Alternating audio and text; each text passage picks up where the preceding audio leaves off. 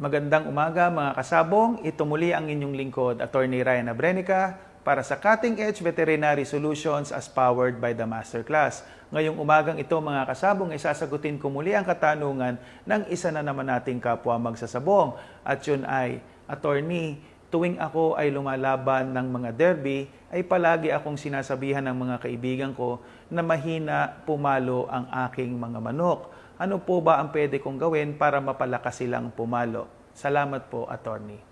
Okay mga kasabong ha, pag ang pinag-uusapan natin ay power ng isang manok, unang-una dapat papasok sa iyo ay yung bang linyada na iyong inilalaban ay may natural na lakas o power, no?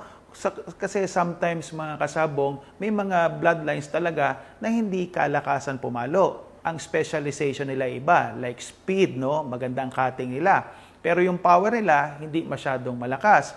So, para magkaroon ng natural na lakas o power ang iyong mga manok, ay i-consider mong mag-breed ng mga linyada na kilala sa kanilang lakas, kagaya ng mga hatches, yung mga white hackle lines or variants kagaya ng mga galls, ganyan, at iba pang mga linyada na kilala sa kanilang lakas o power. Pangalawa mga kasabong ay i-consider mo rin na baka mali ang iyong patuka, no? What do I mean by that?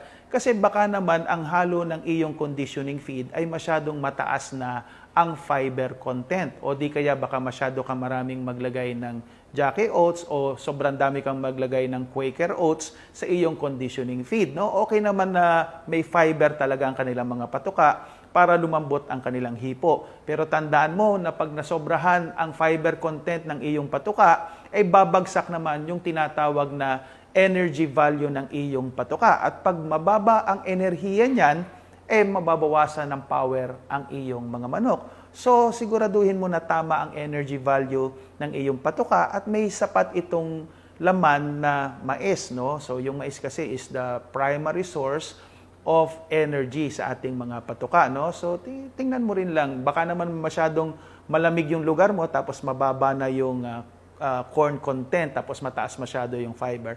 So, tingnan mo, baka nasa halo ng patuka yan. And then lastly, mga kasabong, is consider the health of your chickens, no? Baka naman kasi yung iyong mga manok ay lumaki na hindi tama ang pagpapalaki, no? Kasi minsan yung power, hindi lang yan nasa linyada, hindi lang yan nasa patuka, pero nasa paglaki na nila yan. Baka naman ang mga manok mo ay lumaki sa tangkal. So paano sila magkakaroon ng natural na lakas kung ang iyong manok ay laki sa tangkal? Iba pa rin yung lumaki sa natural na may maayos kang range, nakakalipad sila ng matataas na puno at nakakatakbo sa malawak na range area. And bonus ito mga kasabong, no? Dapat ang inyong mga manok, kung gusto mong medyo maganda ang power nila, ay maayos ang iyong carbo loading procedures, no? Sana alam mo kung paano gamitin ang mais sa tamang pagkakataon during the carbo loading stage or the last 4 days. And then, siguraduhin mo din, mga kasabong, na ang iyong mga patuka ay tamang-tama talaga ang enerhiya or yung tinatawag na metabolizable energy value. Ito muli ang inyong lingkod, Attorney Ryan Abrenica, para sa Cutting Edge Veterinary Solutions as powered by the Masterclass. Mga kasabong, malapit na ang ating Batch 51 ng Face-to-Face Masterclass this coming September 27 and 28. So punta na kayo dito sa aking resort sa Cebu at magsama-sama tayo for Batch 51. At doon naman sa mga hindi makakapunta, ay nandyan pa rin naman ang ating online masterclass, 12 hours of videos of everything that you need to know from breeding, rearing, selection, maintenance, preconditioning, conditioning, up to pointing, gaffing, and troubleshooting. Sa madaling salita, lahat ng kailangan para maging kapyon ay matututunan mo sa masterclass. Cutting Edge, #1.